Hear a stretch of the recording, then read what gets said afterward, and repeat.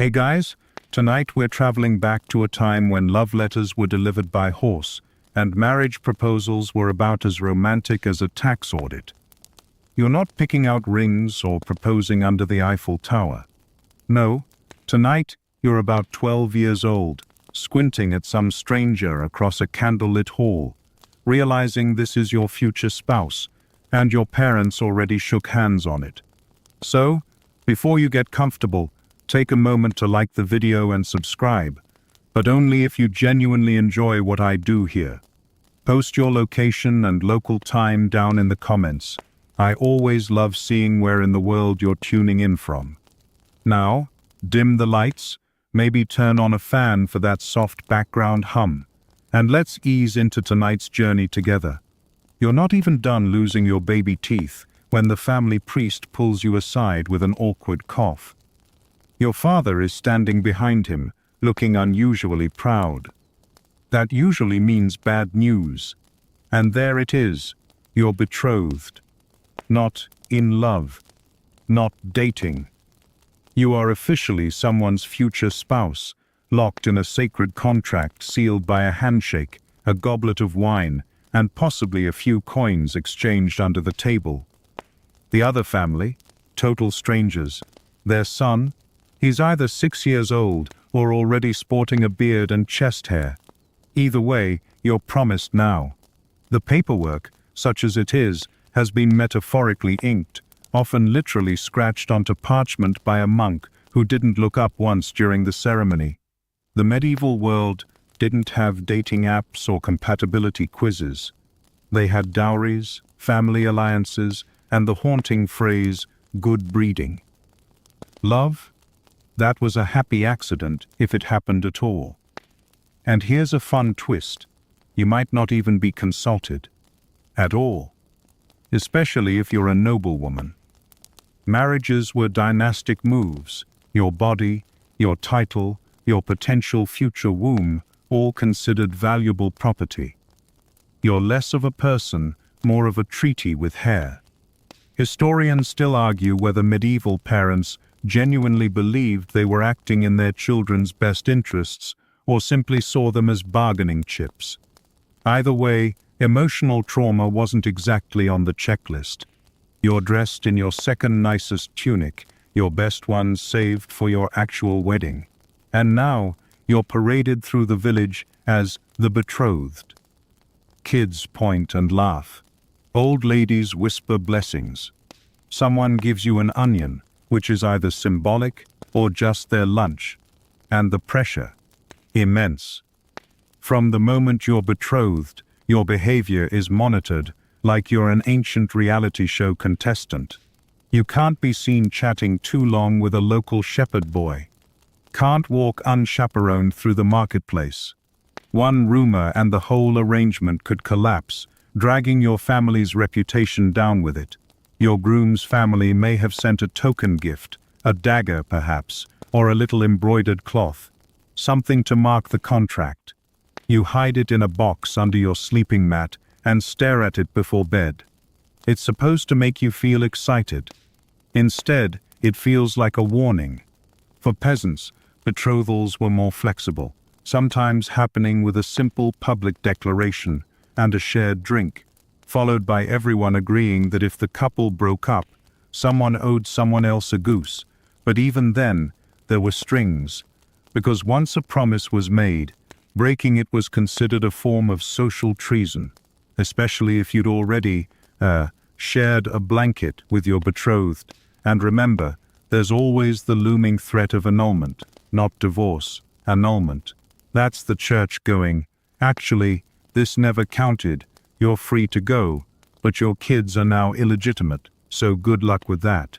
And there's a famous case of a noblewoman being betrothed as a toddler, literally, still in a cradle, whose fiancé died before the wedding, and when her family tried to marry her off again, surprise, the church said she was technically a widow and couldn't marry without special papal permission, even though she was 7. And it sounds absurd, but that's the world you're in now.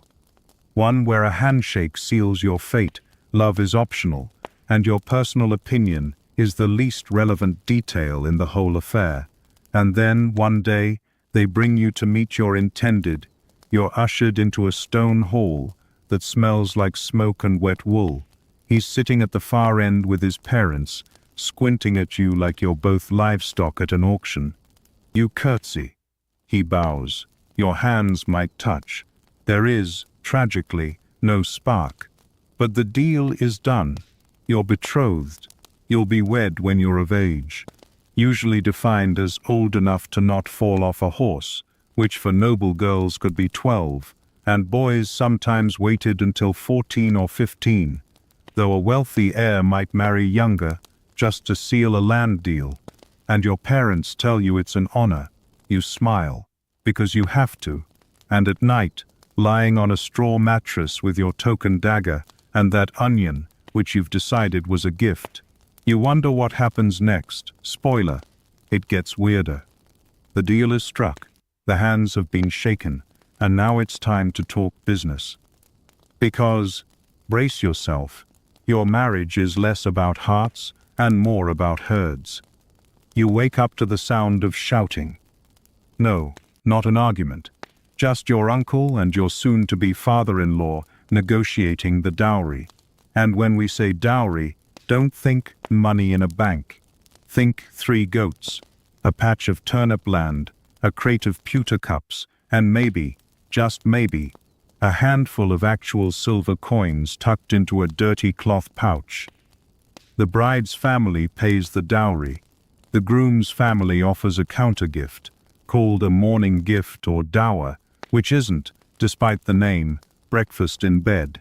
It's usually land or goods that'll support the bride if her husband dies. So basically, you're 12 years old, and already people are planning for your theoretical widowhood. Romantic. And here's the kicker. If you're from a noble family, this whole exchange could make or break your dynasty. Your father is sweating more than you are. Not because he's nervous about your happiness, but because if he overpromises the dowry and underdelivers, the groom's family can cancel the wedding, keep the gift items, and destroy your reputation faster than you can say, cancelled engagement. Meanwhile, your uncle, the one everyone says used to be a pirate, is the one transporting the valuables. It's fine. Probably. He's only been robbed 3 times. This week. Dowries weren't just for nobles either. Even peasant weddings involved some form of property transfer. Sometimes it was livestock, sometimes grain, and once, famously, a prized goose that was paraded through the village wearing a tiny wreath. Legend says it bit the groom. Historians still argue whether the dowry system was meant to empower women or trap them. On one hand, it gave brides some financial security. On the other, if a woman's dowry was large enough, she could be married off against her will to a man 3 times her age, because hey, he had a mill. And don't forget the other fun detail. If your marriage didn't work out, and you somehow wrangled a rare annulment, your dowry was often not returned.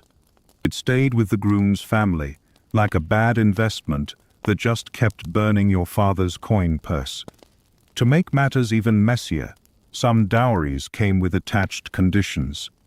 Like, you'll get the 2 cows and the apple orchard if the bride produces a male heir within 2 years. That's right.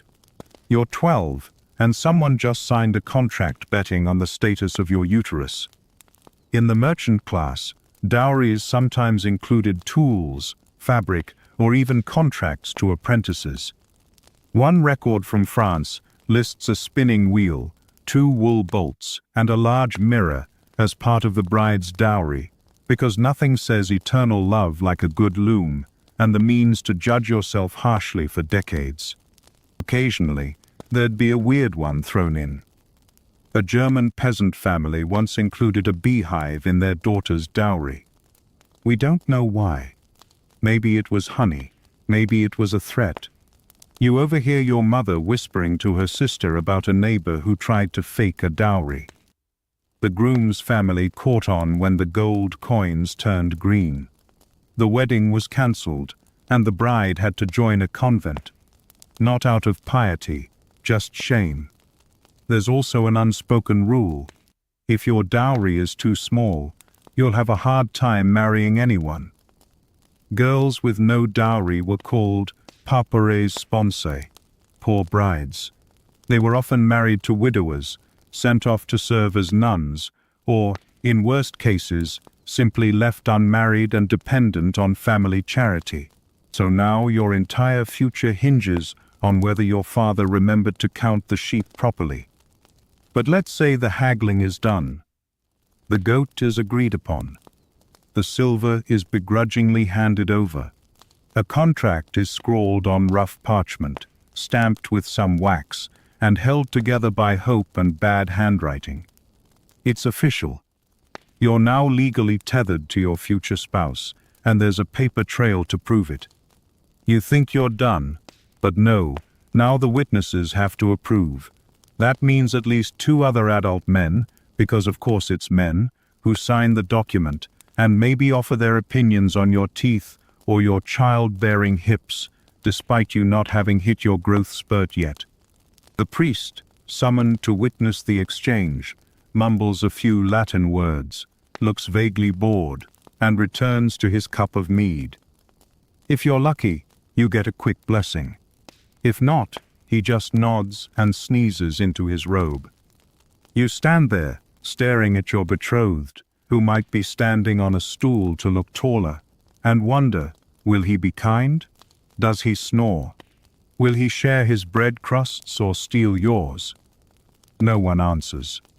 Instead, you're handed a symbolic gift, a ring, or a veil, or, if you're extra unlucky, a tiny wooden spoon carved with your future initials. You clutch it tightly, even though it smells like fish oil and splinters. As you walk back to your home, you catch sight of your reflection in the puddle near the blacksmith's hut. You look the same, but everything has changed. The sun sets behind you, the dowry now safely locked in the neighbor's wine cellar. Temporarily, it's the only place with an actual door, and your parents start planning the wedding feast. You'd think they'd wait, but no. They're already arguing about seating charts and which cousin must absolutely not sit near the ale barrel. Because if you think the dowry was stressful, just wait until the guest list starts a fistfight. The dowry's been haggled, the spoon's been gifted, and now all eyes turn toward the church. Because in the Middle Ages, nothing is real. Not your engagement, not your love, not even your cousin's sketchy haircut, until the church says so.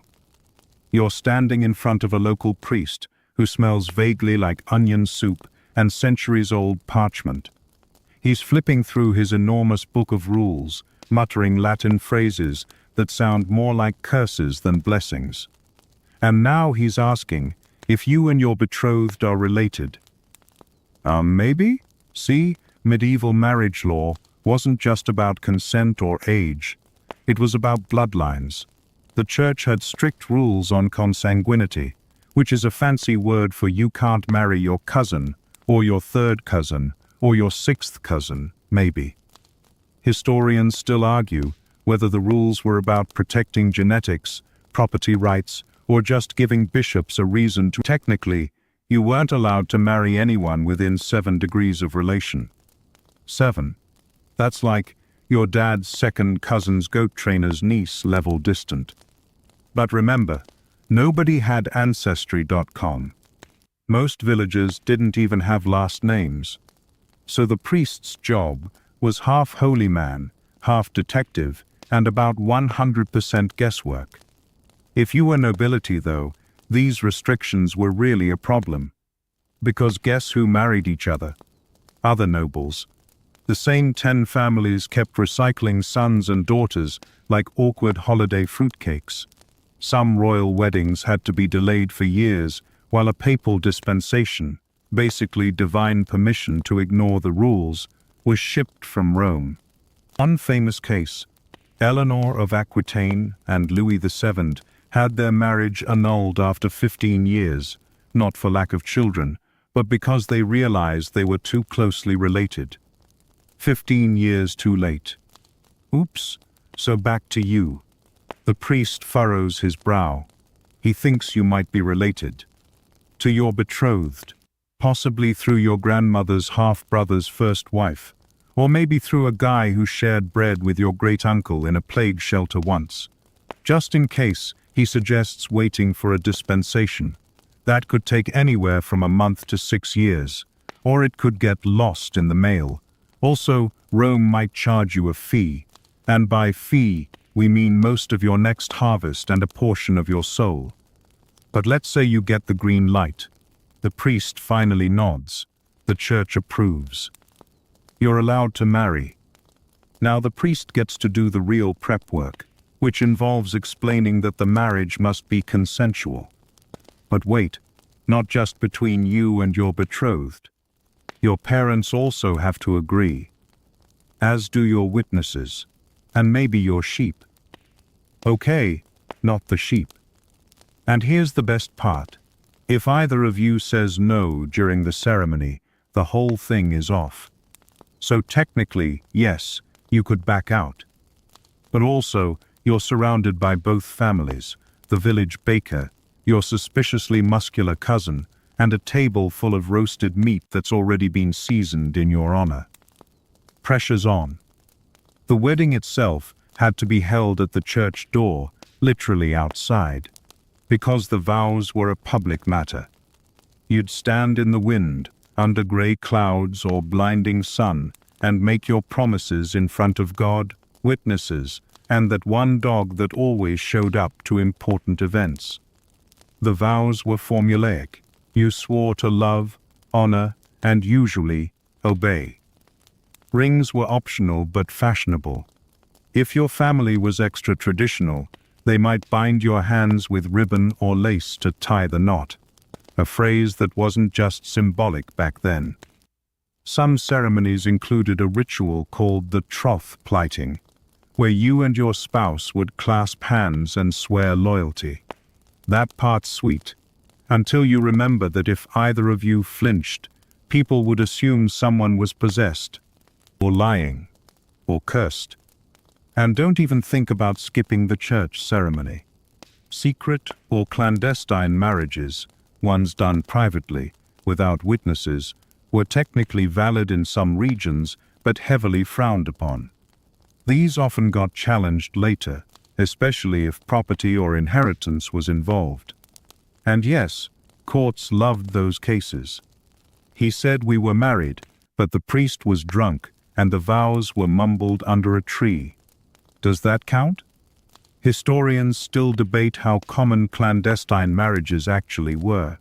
Some argue they were rare, others think they were widespread, especially among young lovers trying to dodge their parents' plans. Either way, they caused chaos when heirs started popping up and land claims got ugly. Back in your own story, the ceremony ends. You're officially engaged in the eyes of the church. The villagers cheer. Someone throws a handful of flower petals. Someone else, less coordinated, throws a turnip. The priest gives you a look like, "You're next, buddy," and scrawls the union into his giant book of names and sins. You try to peek at the other entries. One says, Bertram, stole apples, confessed, penance, 12 Hail Marys. You make a note to never leave your future husband alone near the orchard. As the guests wander off toward the mead barrels, you feel the weight of it all settle in. You are now spiritually, legally, and socially attached to someone who might still call his mother Lady Snugglepants. And even though the party hasn't started yet, you know the real challenge won't be the vows. It'll be surviving the wedding feast. You survived the betrothal, dodged a consanguinity crisis, and got blessed by a priest who may or may not have been fully awake. Now, it's time to prepare for the main event, the wedding day itself, which, in theory, should be lovely. Except, no one told you being a medieval bride meant undergoing the 14th century equivalent of a battlefield makeover. It starts before dawn. You're jolted awake by your mother, 3 aunts, and an alarmingly energetic neighbor holding a bucket of water and a handful of herbs that smell like despair. You're not allowed to move. You're told to sit still, breathe through your mouth, and stop squirming. It's for your own good. First, the bath. It's not relaxing. It's boiling. Water is hauled from the well, mixed with flower petals and bark scraps, and dumped into a wooden tub that creaks under your weight. You sit in it while they scrub you with rough cloths and a mystery soap that makes your skin feel like it's being prepped for taxidermy. One of your cousins whispers, "Don't worry, it's just vinegar and powdered eggshells." Comforting. Then comes the hair. It must be clean, long, and braided precisely according to regional tradition. In some villages, unmarried brides wore their hair loose as a sign of purity. In others, loose hair meant witchcraft. Historians still argue whether these customs were symbolic or just invented by people who liked braiding things. In your case, they've opted for intricate knots that take 3 hours to undo. Your scalp is screaming, but no one cares. Beauty is pain. And apparently, that pain extends to your eyebrows, which are being shaped with what feels like a fishing hook. Next comes the whitening. That's right. Your face must be pale. Supernaturally so. Because in medieval Europe, pale skin meant nobility. It meant you didn't work in the sun, even if you totally did. So they apply a face paste made from lead powder, vinegar, and crushed pearls, if you're fancy. If not, flour and chalk. You try not to blink. Your eyes water anyway. And just when you think it's over, someone produces a tiny jar with a skull on it. You ask what it is. No one answers. They smear it on your cheeks. You immediately regret asking. Later, you'll learn it was ceruse, a lead-based makeup used for centuries. Yes, lead. As in poison. Yes, this killed people. But they looked fabulous, so your dress is waiting. It's not white. Medieval brides didn't wear white. That trend didn't show up until Queen Victoria in the 19th century. Instead, you're decked out in the richest color your family can afford.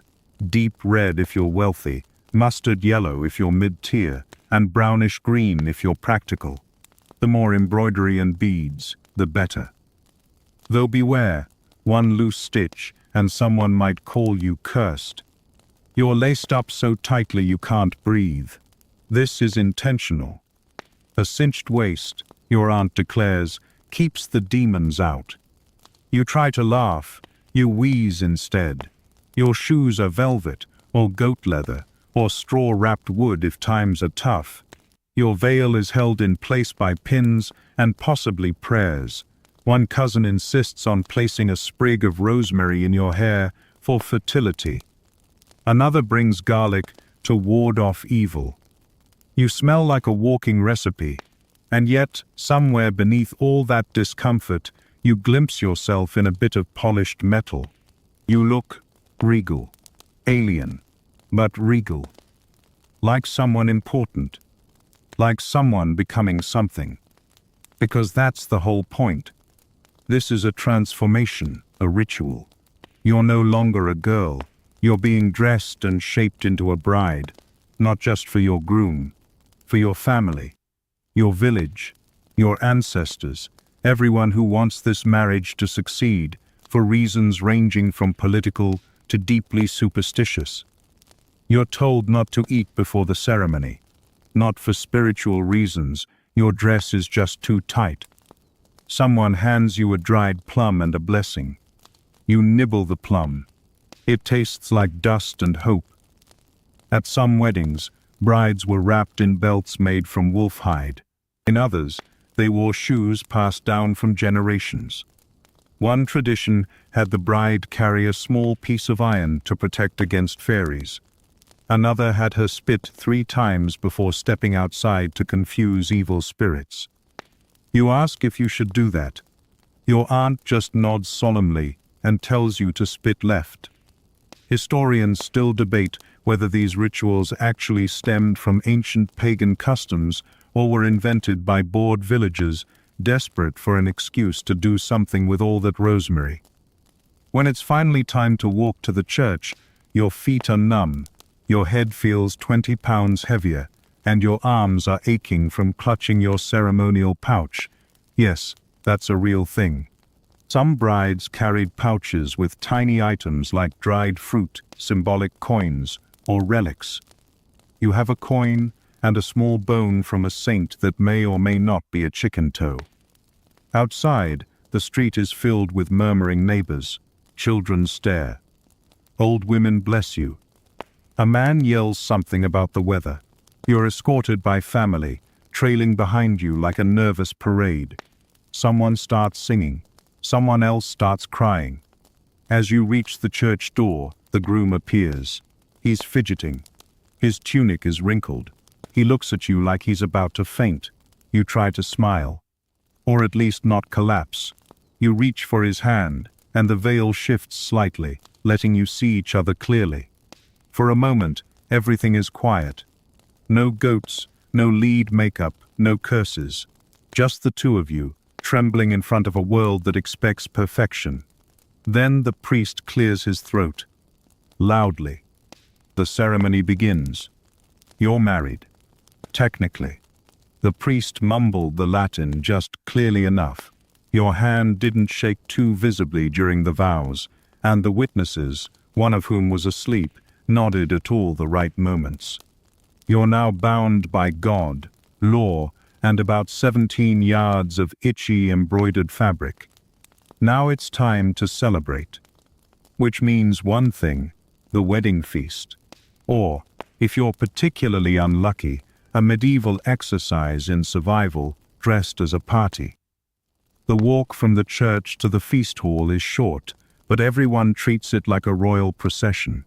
You're surrounded by neighbors, children throwing petals and pebbles, and a cousin playing a recorder with the confidence of someone who's never heard music before. Everyone stares at you, not out of admiration necessarily, but because you're officially married now, and people are silently betting whether you'll faint before dessert. The hall smells like boiled meat, candles, and the slight panic of undercooked poultry. Long wooden tables groan under the weight of trenchers, those thick slabs of stale bread used as plates. You're ushered to the head table, where you and your new spouse sit awkwardly, unsure where to put your elbows or eyes. He tries a smile. You blink twice. That's romance. Medieval wedding feasts were a mix of gluttony, ritual, and utter chaos. Depending on your family's wealth, the menu could be impressive or deeply alarming. Nobles dined on swans, peacocks, roasted, then redressed in their feathers, like a flamboyant taxidermy cosplay. Meat pies stuffed with other pies, and jellied fish. Peasants might get ale, bread, and a suspicious stew no one will identify. One mainstream fact, in noble households, the courses could number in the dozens. But don't imagine a nice little plate of lamb with mint jelly. Imagine an entire roast boar's head staring at you while pigeons fly out of a hollowed pie nearby. That's not a metaphor. Live birds. It was a thing. The pie was the entertainment. But even with all that food, the danger was real. Food poisoning was common. The meat wasn't always fresh. Fish might have traveled miles without ice. And sometimes, out of ambition or sheer showmanship, the cooks got creative. One chronicler described a noble feast where a giant cake collapsed mid-ceremony, crushing a bench and several guests' dignity. And then there's the mead. Oh, the mead.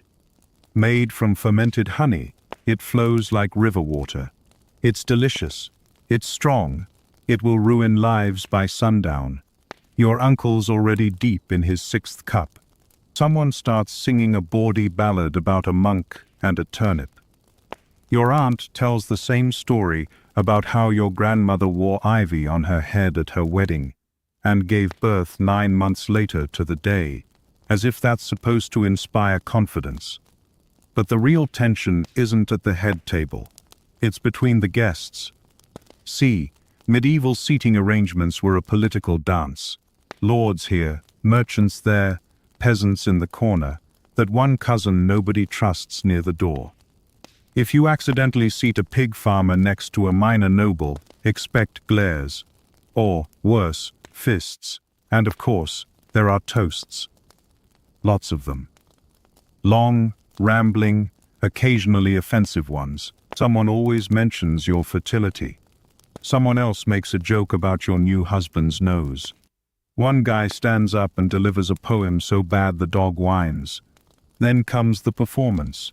In noble circles, weddings often featured dancers, jesters, musicians, or traveling players who acted out short stories. Sometimes these were sweet. Other times they were wildly inappropriate. There's a famous tale of a wedding where the jester performed an impression of the bride's father that was so accurate it started a decade-long feud. One fringe tidbit: in some regions, the bride and groom were expected to serve the guests themselves as a symbol of humility. Yes, you, in your stiff gown and lead-laced makeup, ladling fish stew into your cousin's bowl while trying not to sneeze rosemary. Delightful. Historians still debate whether these rituals had real religious significance or were just elaborate ways to keep everyone too full to argue. Spoiler, they argued anyway. Suddenly, someone clinks a mug. The crowd quiets. It's time for the healths, a round of communal toasting that often spirals into an arms race of who can chug the fastest or longest. Your husband, eager to impress, downs a goblet of ale in one go. You sip politely and immediately feel it in your knees. A few toasts in, and things get rowdy. Someone drops a trencher. Someone else tries to wrestle the jester. A goat wanders in from the open door and eats half a garland. You're watching all of this with glazed eyes when your mother leans in and whispers, "Smile. Everyone's watching." So you do, even as the groom's second cousin begins dancing atop the table with a turkey leg. You begin to notice the temperature in the room. It's warm, sticky, packed with bodies and emotion, and the smell, roast meat, sweat, smoke, perfume, and something suspiciously like cabbage, that smell will stay with you forever. But then, just as you're thinking it might be time to sneak away and dunk your face in a water bucket, a hush falls over the room. Someone's ringing a little bell. It's time for the bedding ceremony. Yes, that's real. And yes, you are expected to participate. The room quiets. You're still chewing what you hope was chicken when someone loudly clears their throat and announces, "It's time." Not for more food, not for a dance, but for the bedding ceremony. Now, if you're currently clutching your blanket and wondering, wait, the what now? You're not alone. Most medieval brides, even the well-prepared ones, approached this moment with the kind of enthusiasm normally reserved for leech therapy. The bedding ceremony was exactly what it sounds like, the public act of putting the bride and groom to bed together. It was symbolic, ritualistic, and wildly uncomfortable for everyone involved, especially you. Servants step forward to lead the way. Candles are lit. A thin procession forms. You glance at your new husband. He looks pale. You look paler. The aunts are crying. The uncles are cheering.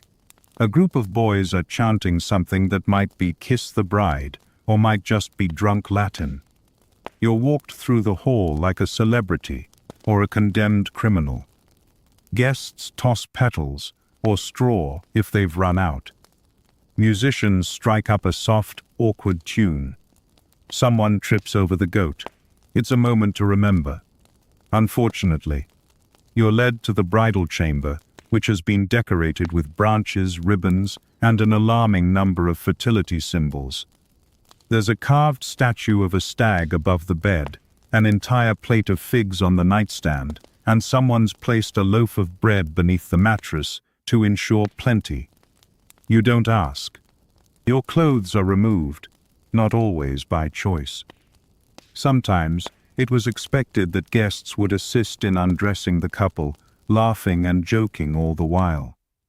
Historians still argue whether this was truly widespread or just a noble custom blown out of proportion by scandal-loving chroniclers. Either way, you've never been more aware of your elbows. In some regions, the bride's stockings were flung into the crowd like a weird medieval bouquet toss. Whoever caught them was next to be married, or next to need them, depending on how rough the winter was. And then comes the ultimate indignity. The bed is blessed.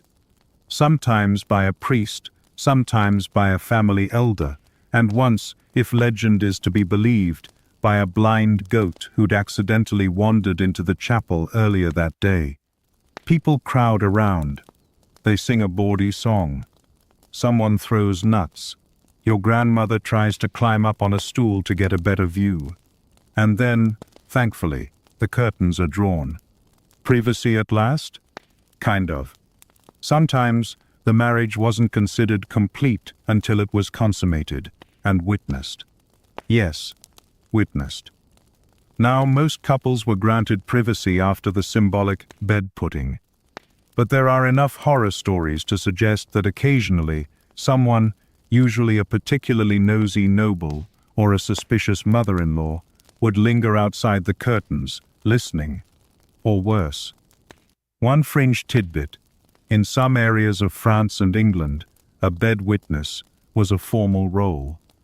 These people were appointed to confirm that the couple spent the night in the same bed. Not to watch, just to confirm they were there, like the worst hotel concierge ever. You lie down, heart pounding, unsure what's expected next. Your husband lies beside you, equally stiff, in posture. Neither of you speaks. You both pretend to be asleep. Someone outside coughs. Then finally, after what feels like hours, the room quiets, the guests wander off, and the door closes. Silence. You exhale for the first time since soup. In the morning, someone will check the sheets. Yes, really. A blood-stained sheet was considered proof of a successful consummation. Sometimes it was paraded through town like a victory banner. Sometimes a maid quietly swapped in a stained one just to keep the peace. You pray for a helpful maid. You sleep for maybe an hour. The bed is lumpy. The bread under the mattress is stale. The candles burned too low, and now the air smells like beeswax and fear. Dawn comes. A rooster crows. Someone knocks. Breakfast, they call. Like anything about this situation is normal.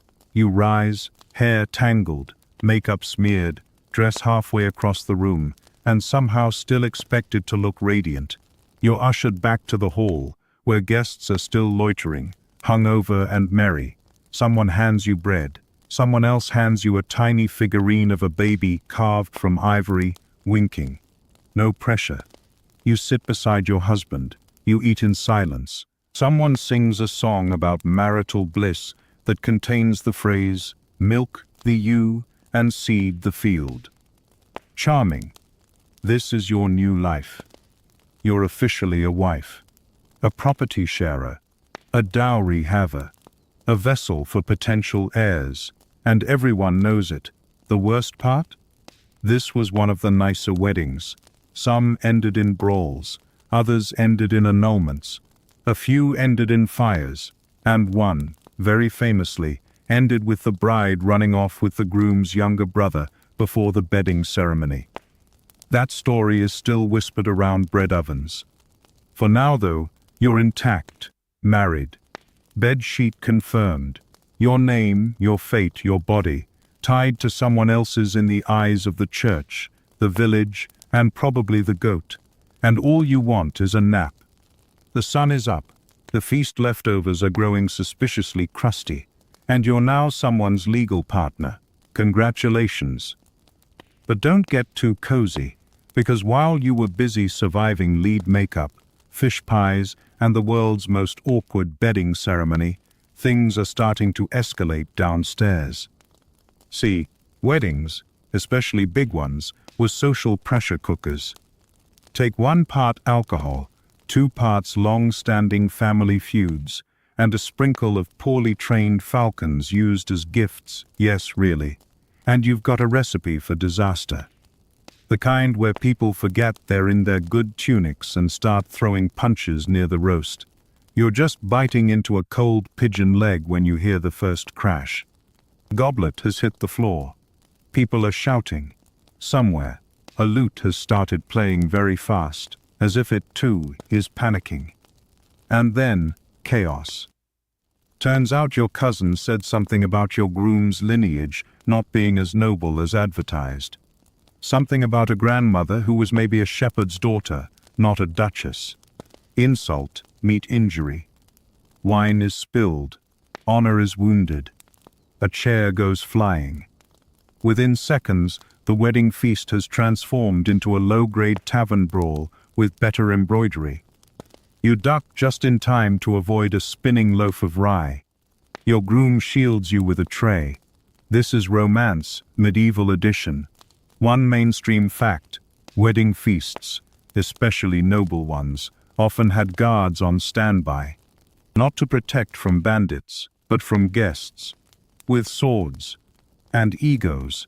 Even among peasants, disputes over dowry fairness, livestock loans, or who got the last eel pie could turn violent. There are documented cases where entire wedding parties ended up in jail by sunrise. You spot your uncle climbing onto a table, brandishing a spoon like a scepter. He starts shouting about the dignity of this house, which is ironic considering he's missing one shoe and his pants are inside out. Your aunt yells back something about your mother's taste in ale. It's unclear whether they're fighting or flirting. You'd laugh if it weren't for the dagger that just slid under the table. Let's talk about medieval wedding security. Often, a local lord or bailiff would be asked to oversee the event, not just to lend dignity, but to prevent exactly this. They'd bring a few armed men to stand around looking grim. Sometimes it worked. Sometimes the guards got involved. Once, in France, a dispute between 2 noble families turned into a full-on melee, and the wedding ended with 7 arrests and a goat being held as collateral. Historians still debate whether the goat was eventually released.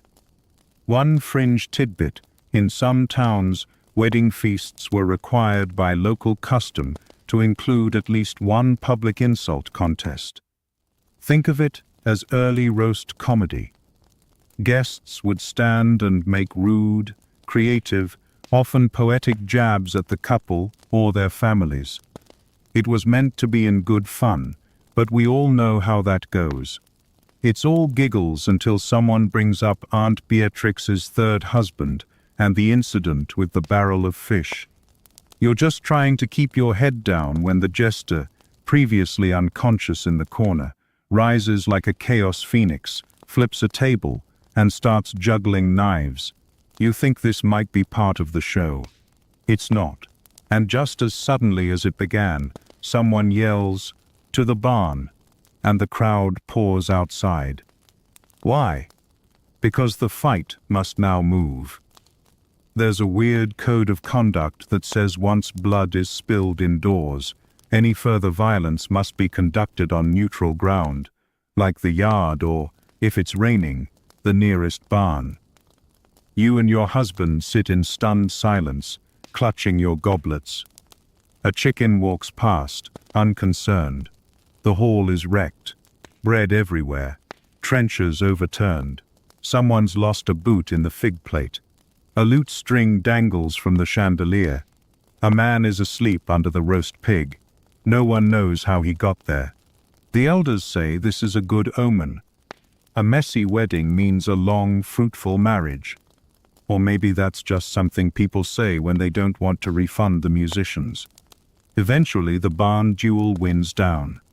Someone wins. Someone's nose bleeds, and someone else claims to have seen a ghost.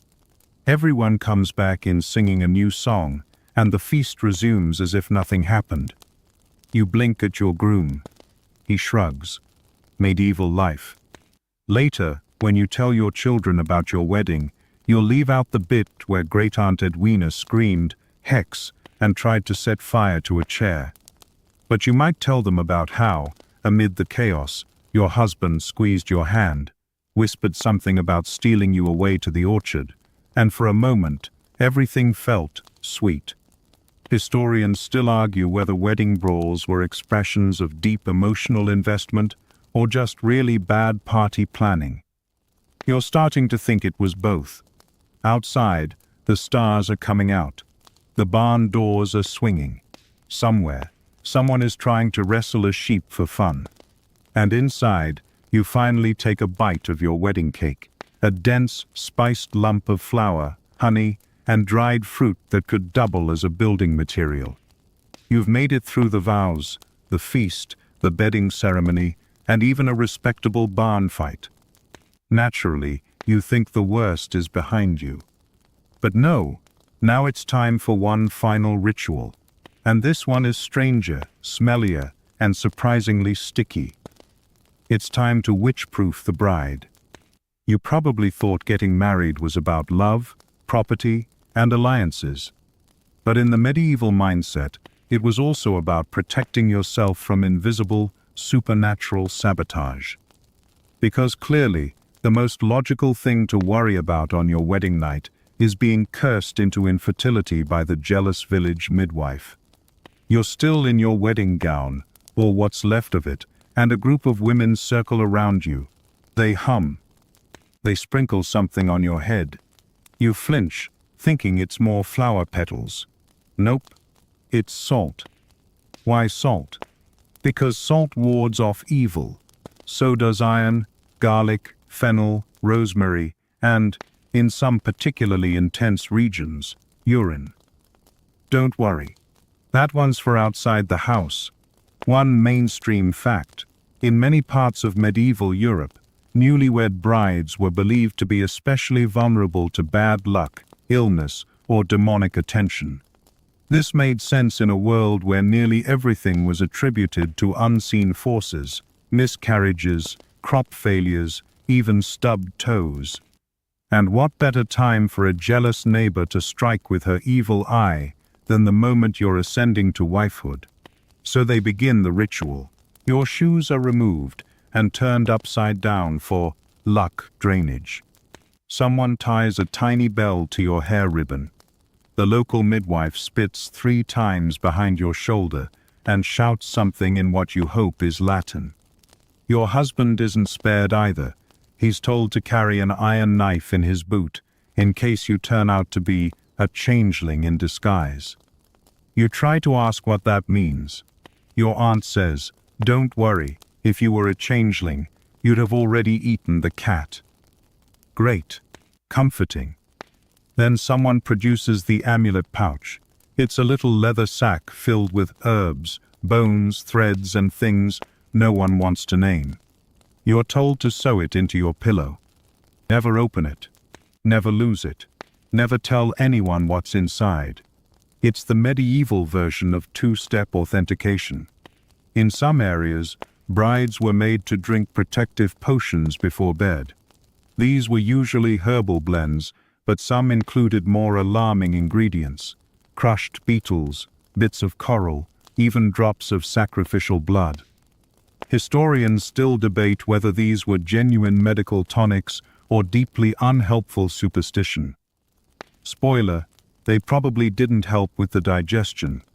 Tonight's drink is less horrifying. Just a warm ale brewed with sage and a hint of honey. You pretend to enjoy it while everyone watches. They nod approvingly. The amulet stays clutched in your palm like the world's weirdest wedding favor. And then there's the broom. No, you're not flying anywhere. A traditional broom is placed beside the marriage bed to sweep away bad spirits. If you knock it over by accident, you're told you'll have twins. If you step on it, you'll have a terrible mother-in-law. You freeze, mid-step, balancing like a cat on hot tiles. You might be wondering, what if I don't believe in curses? Too bad. In medieval society, belief wasn't optional. To dismiss the rituals was to risk not just bad luck, but social suspicion. If your cows stopped producing milk a week after your wedding, and you hadn't been properly salt-sprinkled, guess who'd be blamed? That's right, you. Even wedding gifts were checked for sorcery. One fringe tidbit: it was customary in some villages to place a silver coin in every new item the bride received. Shoes, bowls, even hair combs. Not for luck. To weigh down any enchantments. You peek inside your wedding cup. Yep, tiny coin, already green with tarnish. And let's not forget the threshold ritual. Your husband is now instructed, by no fewer than 3 very serious old women, to carry you over the threshold.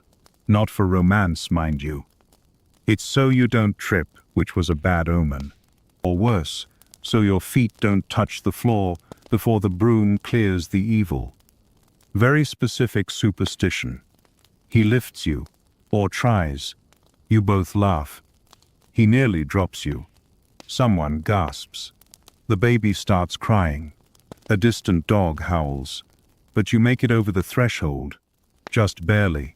You're told this means you'll only argue on full moons. Better than Tuesdays, you suppose. Once inside, someone finally gives you a moment to breathe. The room is dimly lit. The air smells of beeswax, thyme, and slight panic. You sit on the edge of the bed, clutching your amulet like a lifeline, while your husband carefully places a rosemary sprig on the windowsill, because witches hate herbs. You glance outside. The moon is full. An owl hoots. Someone sneezes 3 rooms away. You wonder if all of this actually does keep evil away, or if it simply distracts you long enough to forget how terrifying marriage really is. Historians still argue whether these superstitions were born of religious crossover, pagan holdovers, or just practical folk wisdom wrapped in drama. Some say the rituals made women feel protected. Others argue they reinforced fear and obedience. Both might be true. What you know is this: your skin smells like sage, your hair is full of pins, your pillow crunches slightly from the hidden amulet, and you are utterly exhausted. You lie back, eyes open, listening. Outside, the party continues. Inside, the shadows flicker gently across the wall. You fall asleep clutching that pouch, dreaming of salted shoes and flying pies. The village roosters crow again and again. You're not sure if you ever really slept or if you just floated in and out of consciousness, tangled in dream fragments of dancing goats and salt showers. But the world's moving again, and with it comes the morning after obligation no one warned you about, being seen. Because in medieval society, your wedding didn't end with the feast or the bedding. It began the second everyone started judging your next moves, your posture, your breakfast, your fertility glow, or lack thereof. And today's first test, looking like a proper bride and wife who hasn't been cursed, replaced by a forest spirit, or passed out from sheer social exhaustion.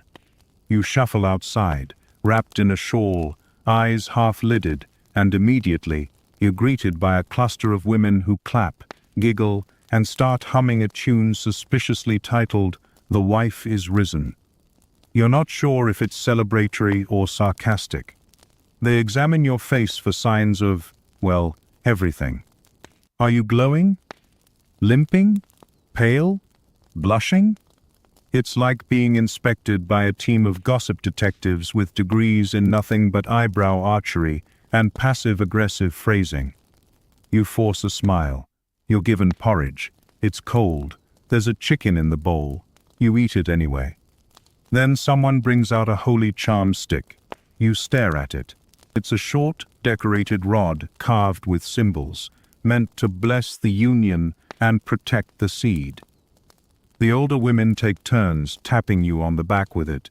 Then poke your husband in the shoulder. He flinches. They nod approvingly.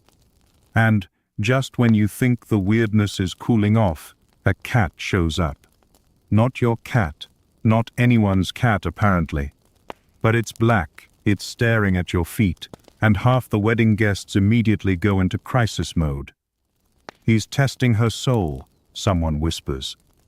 It's a demon in disguise, someone else shouts. Don't move, your aunt cries. It'll steal your breath.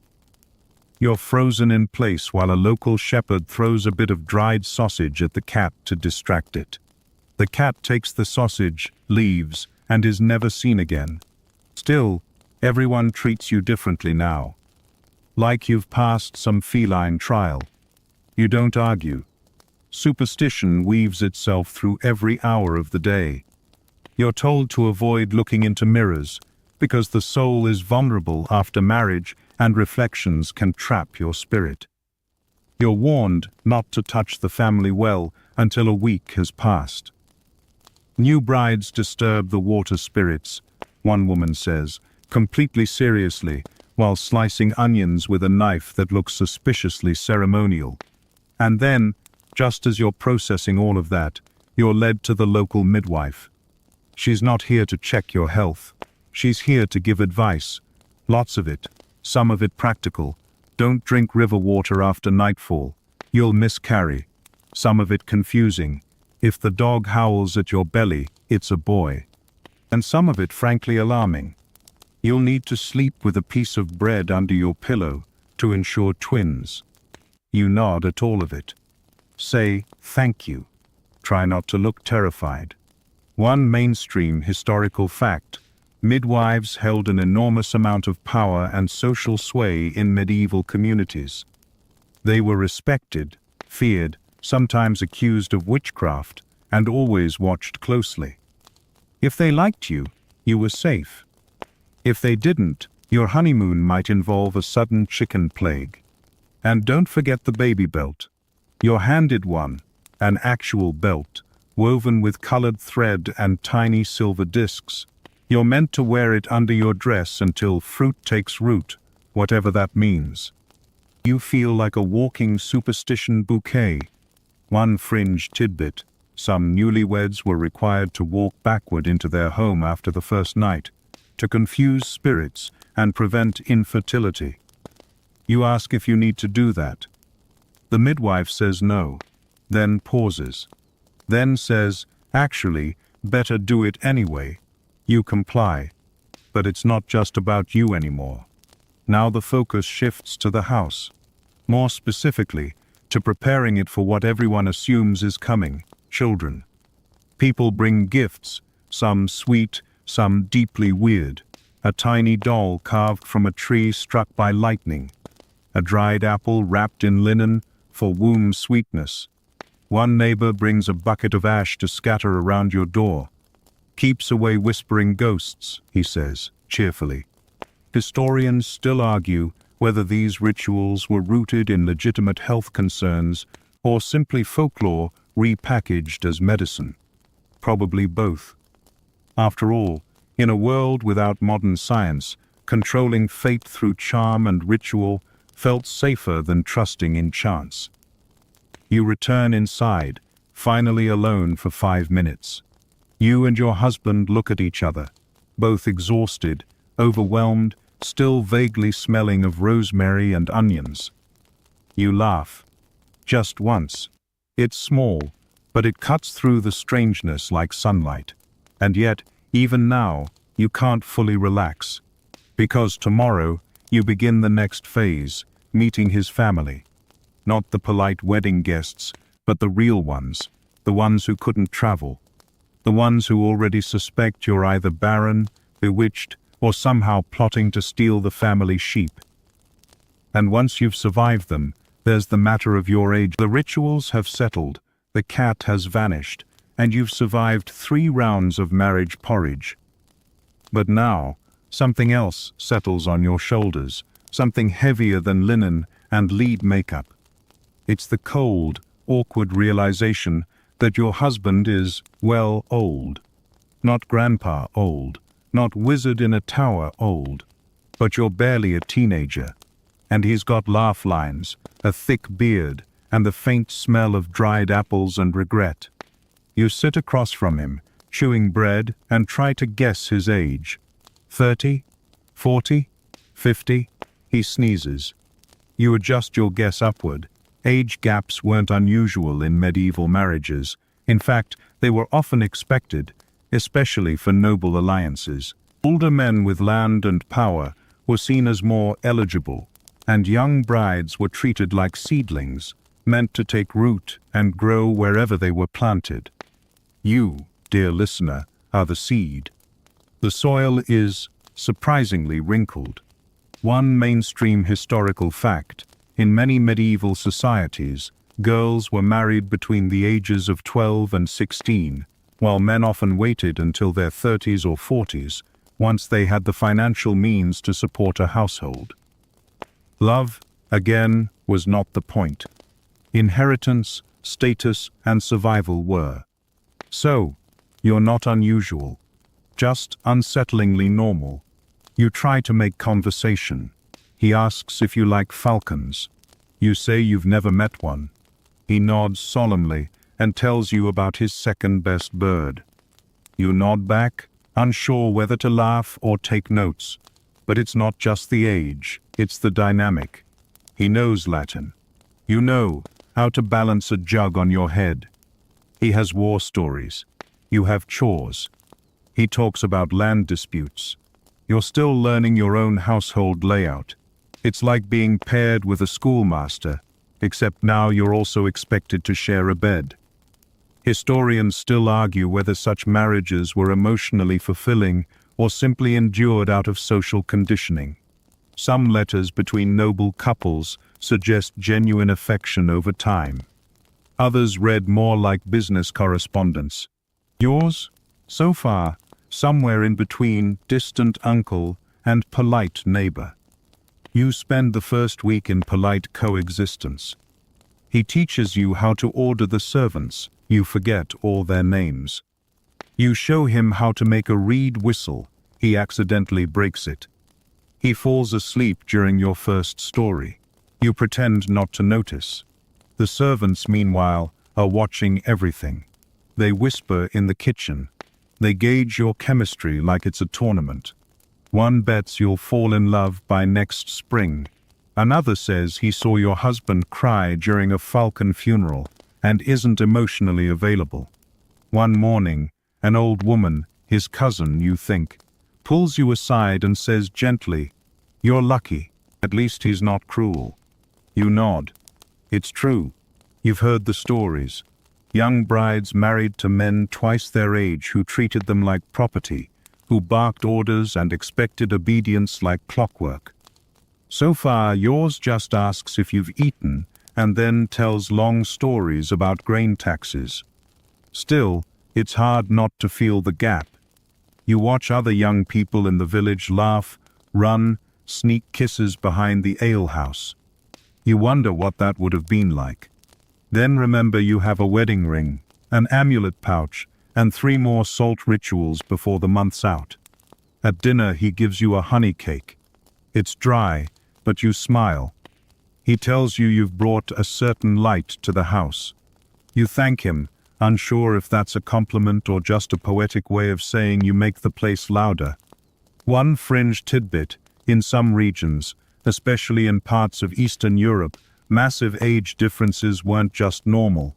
The older men were thought to have more coolness of mind, while younger women had warmth of body, and the two were meant to balance each other out like a medieval emotional seesaw. That's not science. That's just old-timey matchmaking logic. You nod politely and mentally eye-roll. The bedroom remains a space of awkward navigation. He snores. You toss. He likes to sleep with the window closed. You like to hear the night crickets. Every morning, you both pretend the other had a perfect night's sleep. It's functional. The community, meanwhile, is buzzing. One neighbor calls you a good match. Another whispers that you're too young to understand his moods. Someone else winks and says, He'll fatten you up before spring. You try not to scream. And then one evening, he brings out a painting. It's old, faded, and awkwardly framed. It shows a much younger version of him and a woman you've never seen. She's laughing. There's a baby in her arms. He tells you it's his first wife. She died of fever. He says it plainly, like he's said it many times before. Then he tells you she liked cherries and couldn't sew for anything. You don't know what to say, so you say, "She seems kind." He nods. You sit together for a moment in the dim light, and for the first time, it doesn't feel quite so strange. You're not equals, not yet, maybe not ever. But you're not enemies either.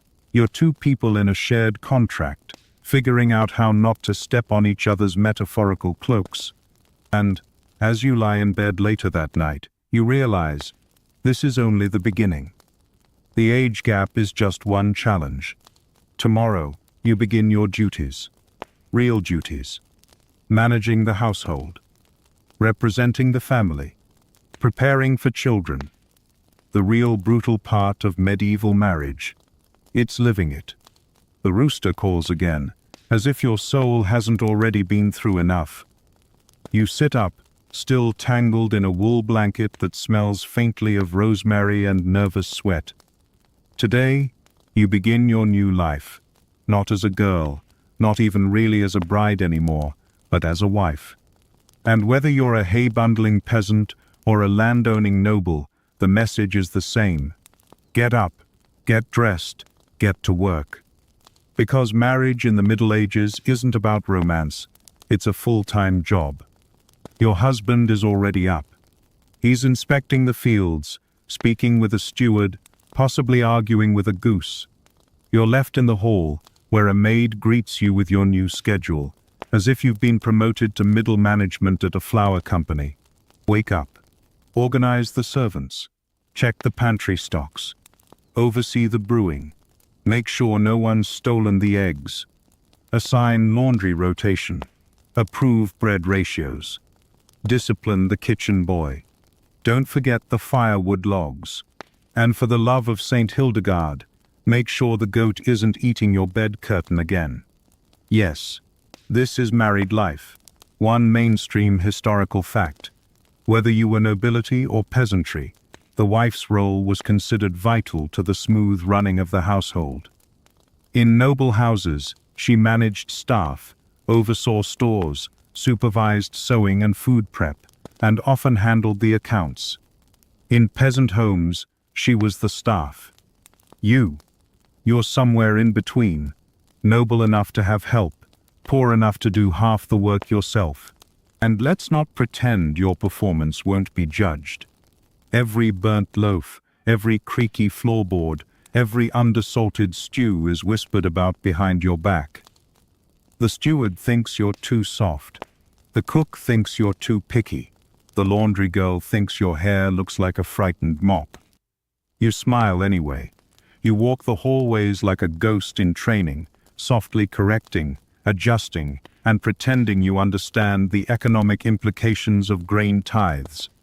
You nod when people explain things. You forget immediately. There is so much oat talk. Meanwhile, your husband is doing something. Managing estates, inspecting orchards, discussing oxen, or possibly napping beneath a tree. He returns with muddy boots and some vague commentary on the weather, then disappears again. You, however, are always visible, always on, hosting guests, pouring wine, being gracious when your in-laws drop by unannounced with critiques of your wall hangings and a strong opinion about your fertility schedule. Which brings us to the elephant in the very smoky, drafty room, the expectation of children. It's not just a hope, it's a duty. If you're a noble, heirs mean inheritance. If you're a peasant, children mean labor. And if months pass with no pregnancy, everyone begins to speculate. They speculate loudly. Maybe she's too thin, someone says. She sleeps too cold, someone else offers. "I told you that cat was a bad sign," says the baker's wife, again. You begin to notice the shift. The gifts turn from wine and cloth to fertility charms and dried herbs wrapped in ominous paper. One neighbor hands you a bag of moss harvested during the solstice moon. You're supposed to put it under your bed. You do. You step on it twice. One fringe tidbit: some women were told to drink wine boiled with beetle wings to warm the womb. Others were encouraged to sit in warm bread ovens. Not in the fire, thank goodness, just nearby, for the baking essence. You decline, citing a suspicious relationship with rye crusts. Historians still debate whether medieval women saw these rituals as empowering folk traditions or oppressive expectations masked in poetry. The truth is likely both. Some found comfort in these customs, others found only pressure. Your body is now everyone's business. Aunties ask about your cycle. Priests bless your belly. Strangers wink at you in the street like you're carrying the next Messiah. But you're not even sure if your husband wants children. He mentions them vaguely when they come, but never with urgency. He just looks at you sometimes with a soft kind of curiosity, like he's trying to read a book that hasn't been written yet. Meanwhile, your duties continue. You learn the difference between good and bad tallow. You taste the bread dough with fingers covered in flour and hope you don't accidentally summon a kitchen ghost. You stop a fight between a goose and a scullery boy. You learn how to bandage a blister and how to politely lie to visiting nobles when they ask if your garden is authentic. And in the evenings, you sit by the fire, exhausted, staring into the flame with the same expression as the soup: warm, a little blank, and too tired to boil. Your husband joins you sometimes. He tells you about a funny goat incident. You pretend it's the first time you've heard it. It probably isn't. He thanks you for the stew. You nod. For a moment, the silence feels like friendship. Then the dogs bark. Then the steward knocks. Then someone announces your cousin has arrived with her third husband, and a very dramatic story. Back to work. There are no vacations, no honeymoons, no spa days or wine weekends with the girls. You are now one half of a legally sanctioned domestic machine that is expected to function, reproduce, and maintain a respectable reputation, preferably all at once.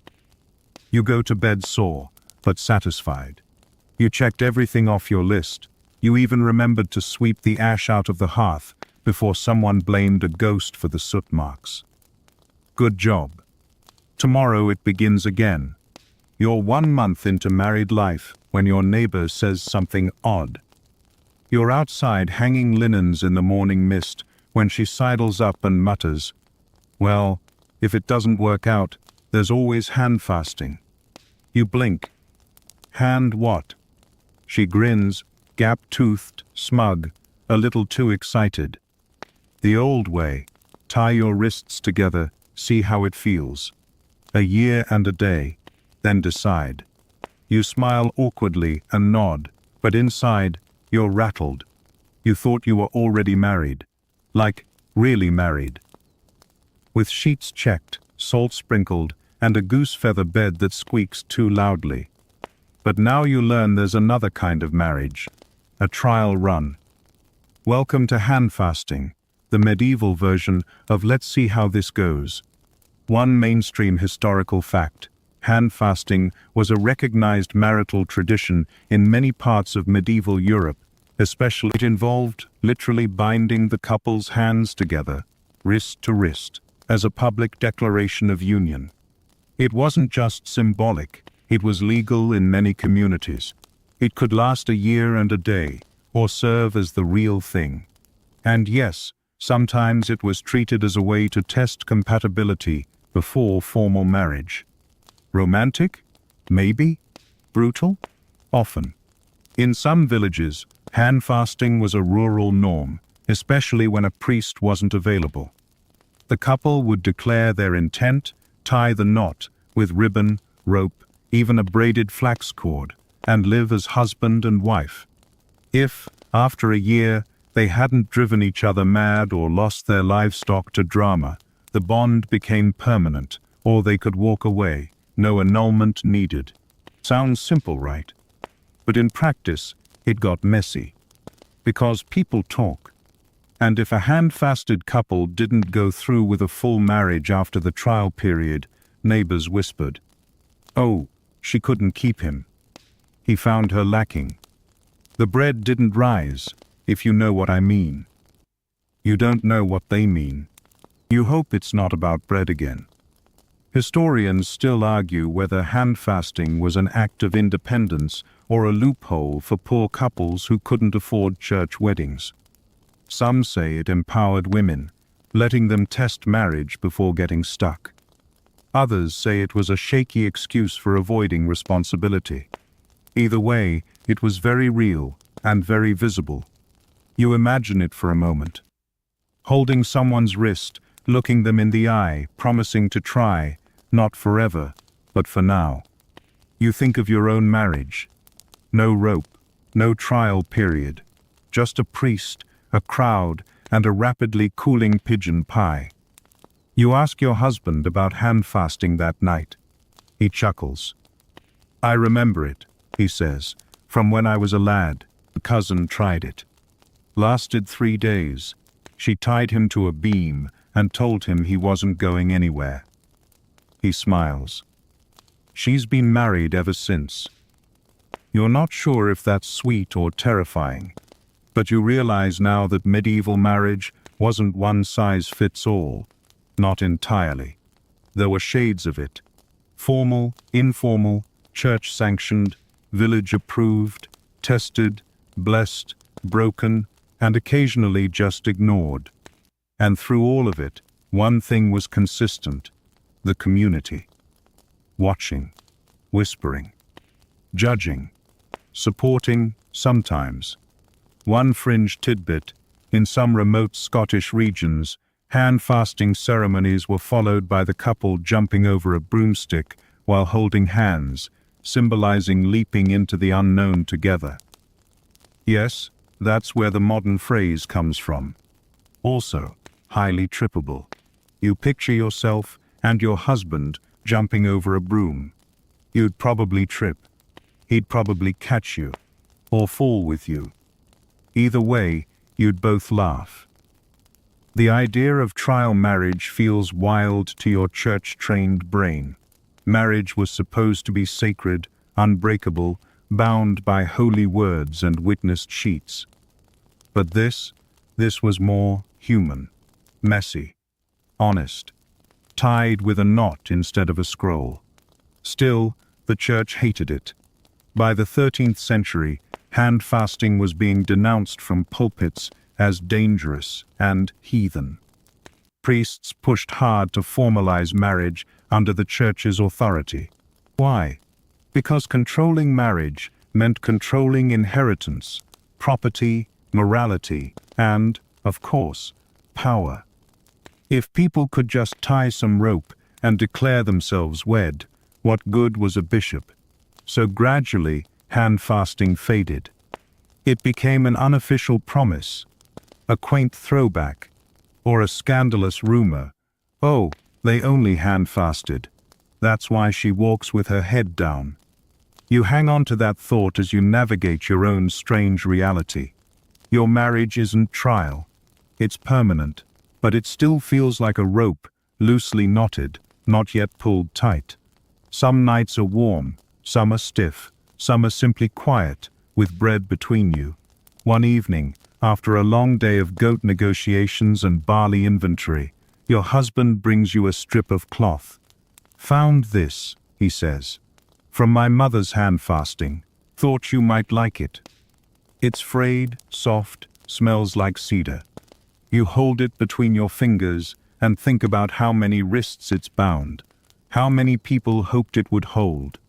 You tie it to your bedpost, not because you're reverting, but because you like the idea that marriage can be something you choose to stay in every day, even in a time when choice is rare. You're halfway through your second month as a married woman when you hear the latest gossip sliver through the corridor like cold wind under a door. Did you hear? The Pope annulled it. Just like that. You're elbow deep in barley flour, trying to remember if you already salted the dough when you freeze. Annulled? Like undone? Like poof, no more marriage? Your hands stop moving. Your ears tune in like a hawk spotting a mouse across a foggy field. Apparently, the neighbor's cousin's son's wife, let's call her Editha, was granted a papal annulment. The entire village is buzzing, and of course, no one knows the reason. Some say Editha's husband had already secretly married someone else. Some say he was spiritually unclean, which is a wonderfully vague way of saying he smelled like goat and heresy. Either way, her marriage? Erased. Welcome to the wild world of medieval annulments, where divorce wasn't just rare, it was practically outlawed, unless you knew the right Latin phrases and had a connection in Rome.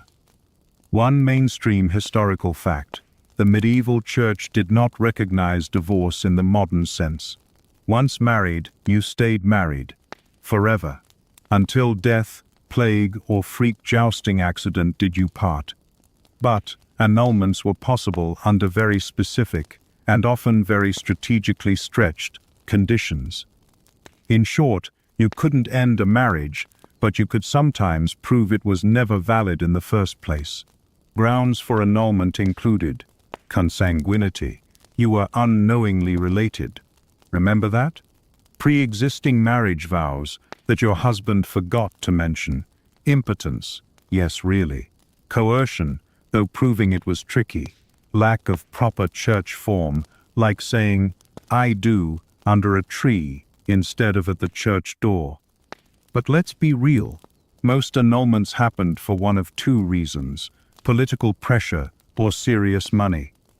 You're thinking about all this while your husband snores softly from the bench nearby, an open ledger sliding off his lap. You eye him. You like him. But it's hard not to imagine what it would feel like to just undo it. Not that you want to. Just imagine. Editha, the annulled bride, is now living with her sister 2 towns over, sewing veils for other brides and smiling mysteriously every time someone asks how she got the letter from Rome. Some say it cost her father 2 goats, a season's worth of wool, and a cousin's favor with a certain monk. You ask your local priest what annulment really means. He frowns, looks around, then says, "If you must know, it's like saying God never saw the marriage." That sounds dramatic, and possibly handy. You wonder, if God didn't see it, does that mean all the feasting, the bedding, the goat fights, they didn't happen? Historians still argue whether annulments were tools of justice or just bureaucratic magic tricks for the powerful. Some scholars argue they protected vulnerable women.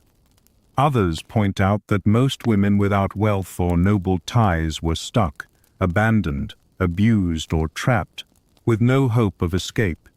It's worth noting, kings got annulments. Queens, not so much. One fringe tidbit. In 9th century France, a nobleman famously faked his own death just to escape his marriage. When he resurfaced a few years later, the Pope was not amused. But the marriage, still valid. Surprise. Meanwhile, your own marriage continues.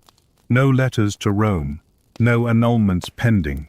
Just barley bread, slow walks in the orchard, and occasional arguments about how many goats the family really owns. Answer: more than you'd like to admit. And yet, the idea lingers. The power to reverse something so final. To say, "No, actually, I was mistaken. I take it all back." But in your case, there's no reason to.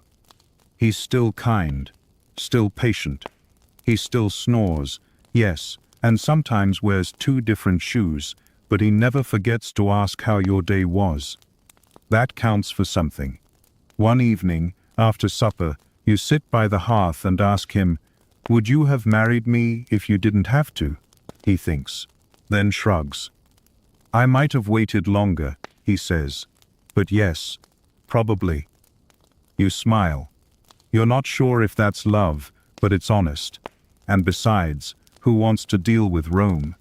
The days stretch on, quiet and smoky, filled with bread dough and murmured blessings. And you begin to accept that, no annulment in sight, you're in this for the long haul. And that's when it hits you. There's no way out. Not unless someone dies. And statistically, that someone will be you. You're standing by the hearth, scrubbing the same clay pot for the third time, because no one ever really gets the oat crust out, when your aunt visits with her usual cheerfulness and a perfectly casual, "Well, at least he hasn't sent you to a convent yet." You blink. Was that an option? She snorts. It's always an option. But not yours, dear. Too much dowry at stake. Ah, of course. Welcome to medieval marriage, where the idea of divorce as we know it today simply didn't exist. If the marriage soured further, curdled, exploded, or turned into a horrifying disaster of cold silences and suspiciously well-polished knives, tough luck. You were stuck. One mainstream historical fact: in Catholic Europe, marriage was indissoluble. Once it was validly contracted and consummated, there was no escape. Not for cruelty, not for neglect, not even for abandonment. The best you could hope for was separation from bed and board, a sort of ecclesiastical, "we won't make you live together anymore," but with zero possibility of remarriage. So, let's say your husband takes a lover, or beats you, or vanishes into the woods, claiming to be a bear now. You still can't marry again. You can't start over. You are, spiritually, legally, socially, his wife. Forever. Your aunt shifts her weight, dusts her skirts, and mutters, "I knew a woman once who got out. Faked her death. Hid in a cart under a layer of goose feathers. Never looked back." You decide not to ask for details, and then she tells you the real way out. The one that women with clever brothers or church connections whispered about over candlelight. The convent. Yes, it's true. If you really wanted to escape, you could sometimes convince the church to let you take religious vows, not as a way to divorce your husband, but to become unmarriable. Because once you joined the church, the marriage bond became moot. You belonged to God now, and God, mercifully, did not ask if the stew was too salty. But joining a convent required wealth, paperwork, sometimes papal permission, and the husband's consent. You glance at yours, sitting by the fire, humming a farming song about onions. Yeah, probably not getting consent. One fringe tidbit: some particularly ambitious women did try to fake holy callings. In 14th century England, a woman forged documents to enter a convent, only to be discovered when her husband spotted her at a monastery window yelling at a sheep. Historians aren't sure what happened next, but the sheep probably told everyone. You sigh. In a world with no real exit, you find other ways to cope. You become very, very good at sewing, at scheduling, at smiling through awkward dinners. You learn how to steer conversations away from politics and toward beekeeping. You keep dried mint under your pillow, not for fertility, just because it smells better than damp wool. Your marriage, still intact, still functional, starts to shift. You and your husband begin to move like parts of a well-oiled cartwheel. Not passionate, not perfect, but reliable. He brings you pears. You patch his socks. You exchange words, sometimes even smiles. You've built something, whether you meant to or not, but the shadows are always there. You know women, real or whispered, who are not so lucky. There's Cecily, who hasn't spoken since her husband broke her arm 3 winters ago. There's Marjana, who pretends her husband is dead, even though he drinks by the mill every Thursday. And there's Beata, who's 20, pregnant with her 5th child, and hasn't seen daylight in a week. Historians still debate whether the notion of happy medieval marriage was a myth or simply under-recorded. After all, most of what we know comes from court cases, church rulings, and scandalous letters.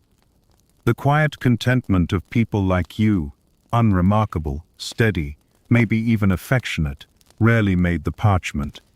And yet, sometimes, in the deep of night, when the fire burns low and your husband shifts in his sleep and mumbles something sweet about goats, you wonder, maybe this is what they meant. Not bliss, not firework passion, but something stable, predictable, a shared roof, a shared bowl, a shared bowl, a shared sigh at the end of a long day. You won't be leaving, and neither will he. Not unless death himself comes knocking, and even then you suspect your mother-in-law would try to stop him to ask whether he's had the barley stew. So you stay. And for now, that's enough. The years pass quietly, like water soaking into old wood. You wake, you work, you sleep, and slowly, without even noticing, you stop wondering what your life could have been. Because this is your life now, and it's not terrible. The rhythm has settled.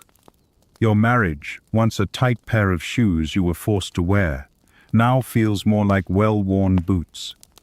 You don't always like them. They don't always match the outfit. But they keep your feet dry, and after a while, that's more important than anything. Your husband still hums to himself while tending the hearth. You still fold his tunics with that odd blend of affection and passive aggression. He listens when you speak now. You finish his sentences. Occasionally, he finishes yours, incorrectly, but with confidence. And yes, you've had children. 1, maybe 2, maybe none who lived long, maybe many. You don't talk about it much, because in the Middle Ages, motherhood isn't a gentle path paved in pink ribbons and lullabies. It's a stormy cliff walk, where every step might be your last.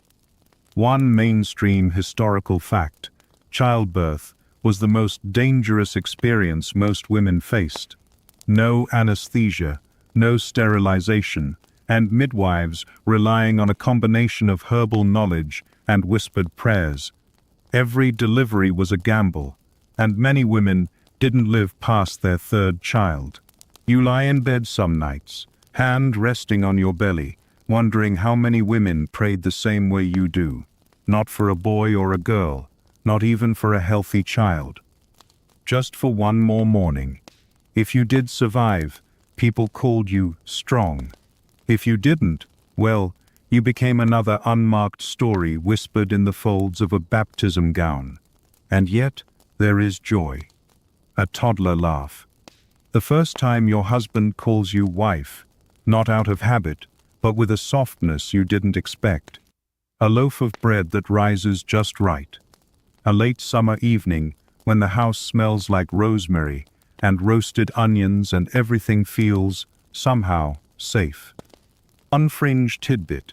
Some regions celebrated the first wedding anniversary not with gifts, but with a ritual called the binding feast, where the couple reenacted their vows, often with their baby strapped to one of their backs. You find the idea funny.